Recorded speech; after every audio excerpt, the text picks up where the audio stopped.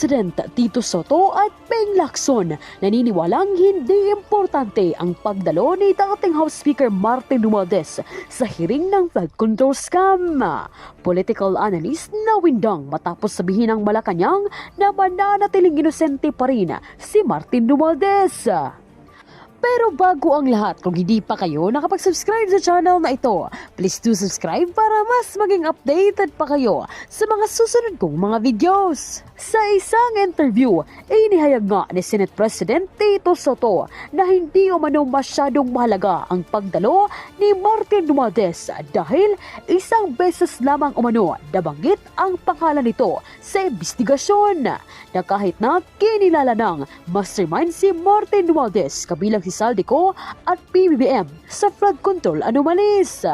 Kalakip rito na paghahalataan din ng mga political analysts ang pagiging maingat ni Ping Lacson sa mga interviews sa kadahilan ng takot ito baka madulas sila.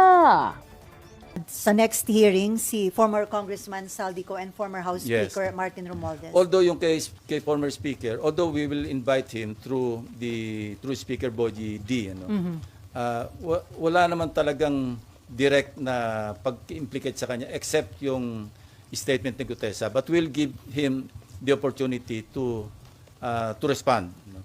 But again, observing in the observance of interparliamentary courtesy, kukurs namin invitation sa kanya through the speaker. Yung kay Congressman, ex-Congressman Saldico will send the invitation doon sa kanyang established na residence. Kaya lang sir, yung Office of the Ombudsman mukhang dun sa last known residence, parang they refuse to accept yung pinadala ng Ombudsman. Well, it's up to them, no? Kasi kung hindi mahid yung invitation, ang susunod subpoena. At kung hindi pa rin siya sisipot based on the subpoena, then somebody may move for the issuance of a contempt citation and eventually a warrant of arrest. At yung warrant of arrest, sir, yun, pwedeng hingin ang tulong ng Interpol para arestuhin kung saang bansa siya nandun? Probably, kasi valid naman yung warrant of arrest, yung i-issue ng Senate. So that is as valid as any warrant of arrest issued by the court. I don't know, I'm not sure. But we will try. No? Sir, may info daw kung sisipot si former Speaker Romualdez sa hearing ng Senate. May advance info kayo, sir? Wala. Iniintay ko yung feedback niya or feedback ni Speaker D. At saka dating Speaker Romualdez din kay SP Soto. Kasi nakipag-coordinate lang ako sa office ni Senate President or kay Senate President himself. Sabi niya mukhang magkakausap yata sila this week. So sabi ko, pakitanong mo lang sa kanya kung gusto niya magkaroon ng opportunity because this happened before. Ako yung chairman ng public order na mention yung pangalan ni Congressman Veloso, di ba? And they requested me to be given the opportunity to make their manifestation and I gave them that opportunity. So if you remember, yung mga nandito previous Congress na yon, di ba pinagsalita namin si Congressman Veloso, si Ching Veloso. So pwede niyang gawin yun. Ano?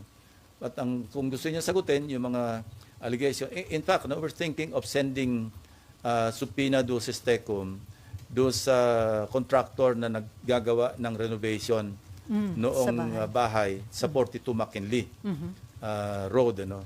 At saka yung security agency na naggugwardya ron.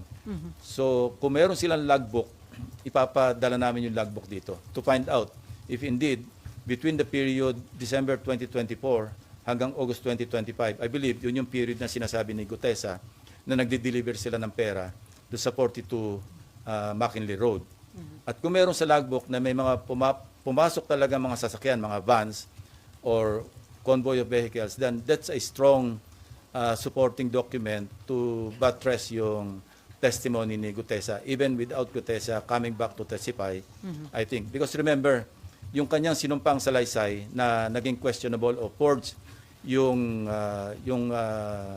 notaryo, that's invalid as far as yung kanyang sinumpang salaysay kung gagamitin ito sa other sa prosecution. But as far as the Blue Ribbon, yung kanyang sinumpang salaysay as read do sa kanyang sinumpang salaysay na written, valid yun because he was administered this oath and ang presumption is totoo lahat yung sinabi niya sa Blue Ribbon hearing noong September 25. So sir, hindi applicable kay former Speaker Romualdez yung pwedeng gawin kay Saldico na kapag hindi humarap, i-issue ng sabpina, kapag hindi pa rin humarap, ay pwedeng Congressman contempt. siya eh.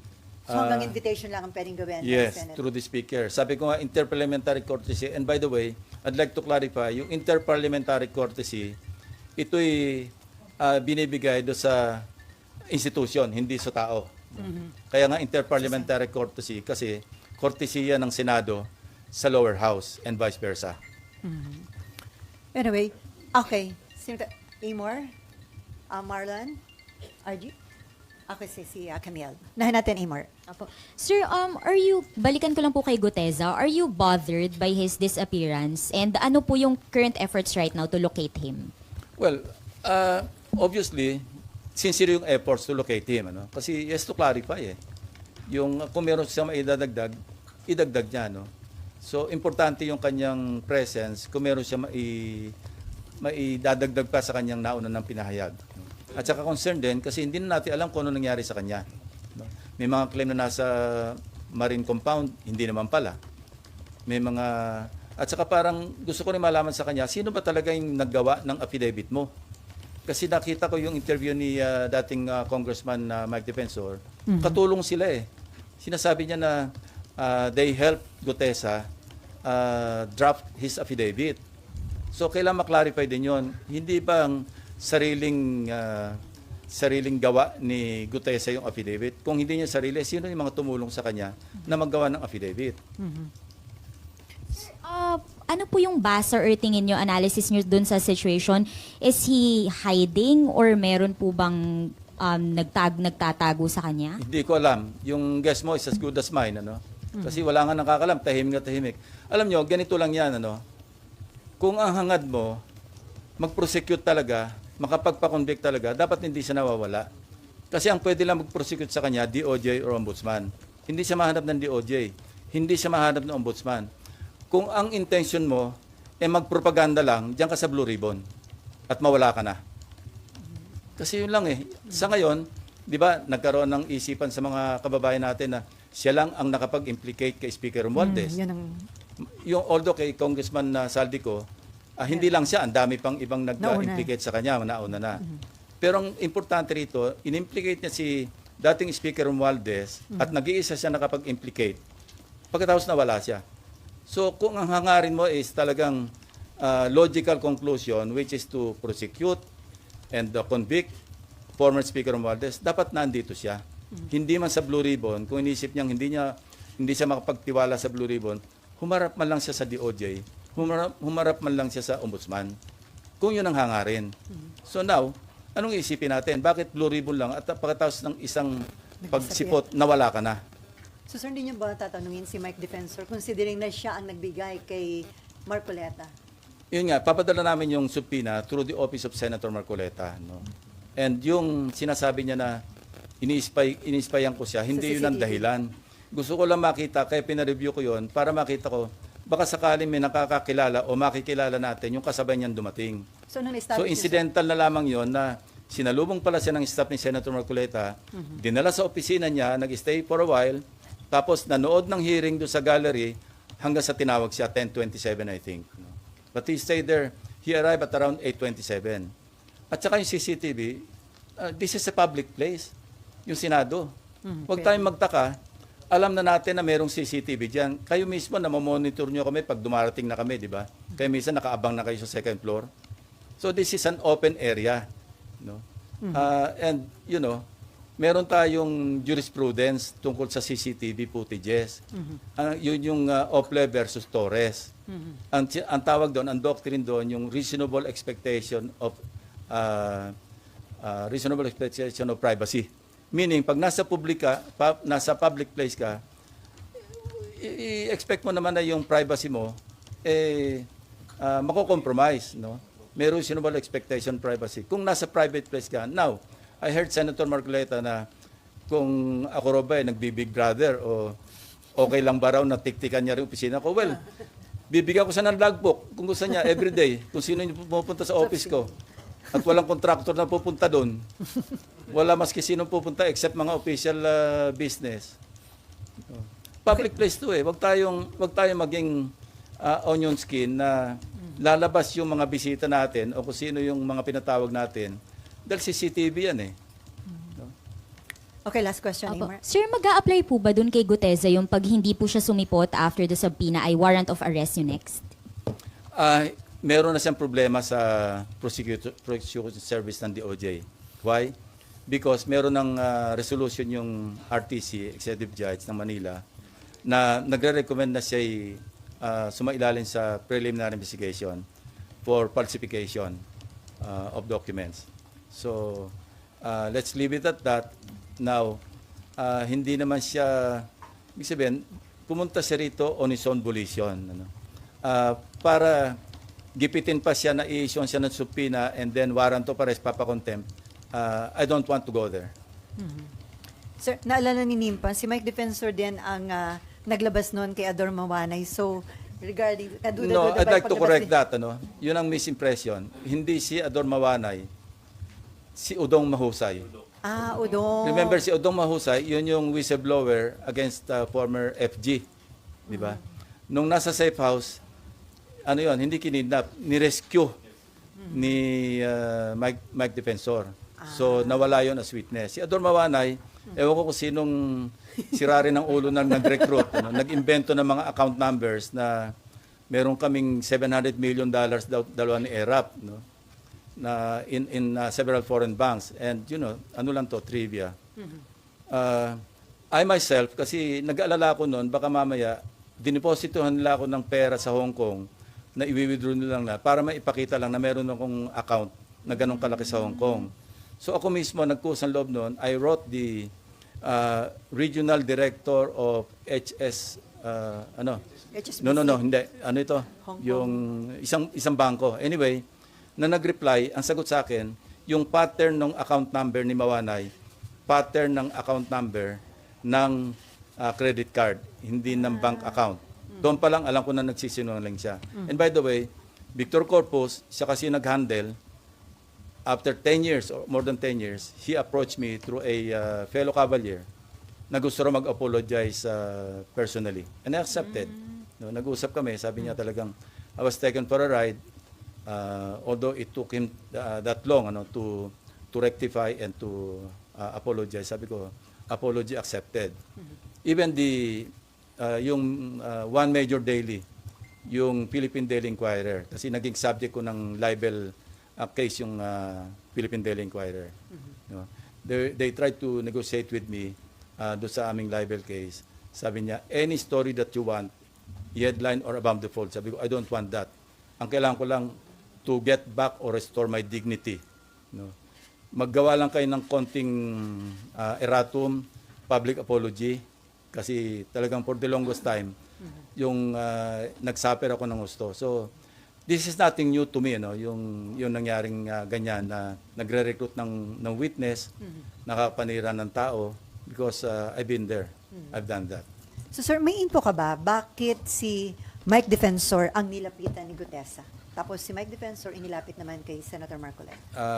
May Hindi info ka, importante sa akin yun. Importante sa akin, yung aking trabaho bilang Chairman Blue Ribbon Chairman.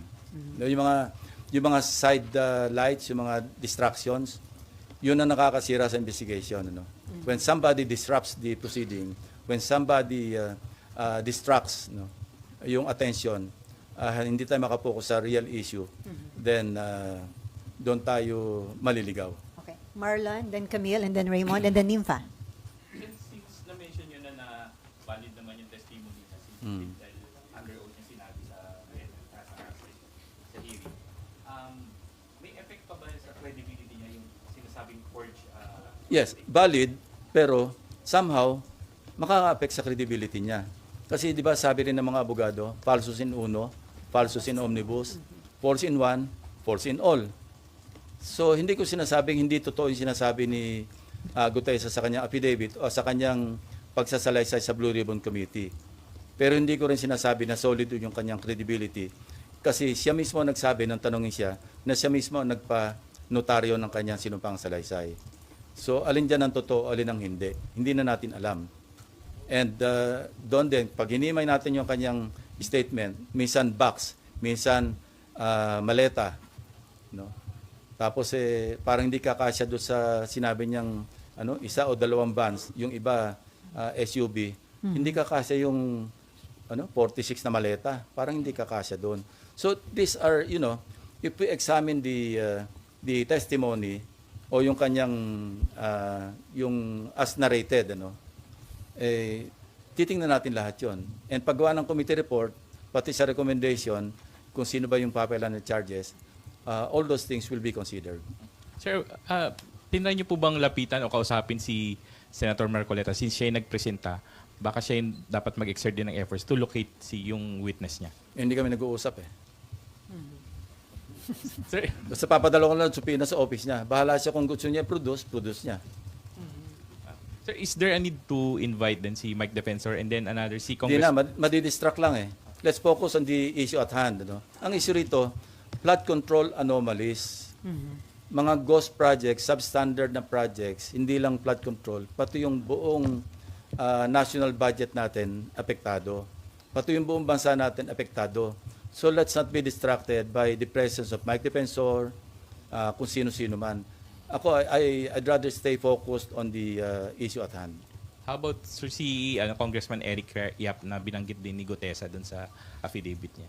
Well, we can send the invitation to him through the speaker, kasi incumbent naman siyang congressman. Sir, balikan ko lang yung very important witness. Galing siya kahalaga dun sa Mahalaga. sa Pasig. Mahalaga. Wala. Ibang details, sir. Pwede. Basta mahalaga. Aabot naman tayo doon. Alam nyo, Christmas is just around the corner. Yung November 14 is much, much closer, corner, Just wait. than Christmas. Hintayin na lang natin. Okay, sino ba? Camille, Raymond, Nympha, and then Mav. Sir, yung kay Gutesa po, kung hindi po siya a-attend or kung umattend po siya at walang magko-corroborate ng mga sinabi niya, will it end his presence? Ibig ko sabihin, tutuldukan niyo po ba? Considering na dati po kayong investigador. Yeah, kung wala na siya may dadagdag at yung say-so niya lang, allegation lang na mag-isa, mukhang mahirap ang stand-alone So, maski ba sino, halimbawa si Sally, nag-volunteer mag-witness, sinabi niya, nagbigay siya ng pera kay President Marcos, tapos hinto siya doon, papaniwalaan ba natin?